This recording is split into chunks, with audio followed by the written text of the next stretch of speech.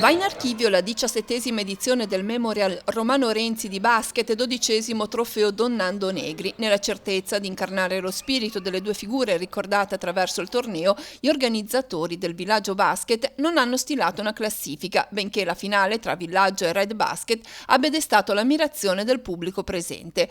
Lo spirito principale è quello di condividere un momento di gioco e di aggregazione uniti nel ricordo di due persone speciali. Questo è lo spirito di tutti i tornei finora, il 17esimo che facciamo, non abbiamo mai fatto una classifica, infatti cerchiamo sempre di evitare squadre fuori dal nostro territorio che venissero da più lontano possibili per creare questo spirito di amicizia, di stare insieme, passare una giornata insieme nel basket, al mattino giocando, pomeriggio e con i ragazzi che hanno fatto da mangiare, l'assado, e questo è lo spirito che deve essere il nostro e che continuiamo a portare avanti. Testimonial dell'evento Andrea Renzi, figlio di Romano, apprezzato cestista a livello nazionale, capitano del Trapani Basket in Serie A2. Per lui un ricordo del tutto speciale del papà che, benché prematuramente scomparso, gli ha saputo trasmettere la passione per lo sport anche nella diversità dei temperamenti. Il ricordo che ho di mio padre, che mi porto dentro,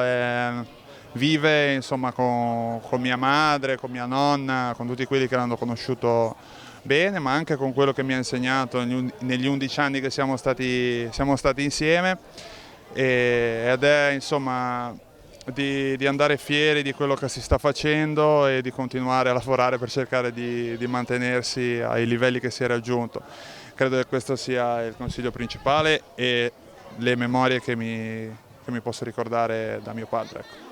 Un po' di grinta te l'ha insegnata in campo, eh? Sì, un po' di grinta sì, io non è che sono ricordato per questo, fortunatamente non mi ha passato il talento, che quello me lo sono inventato io, quindi è andata bene. Magari aver avuto la grinta di mio padre che sarebbe servita, ecco.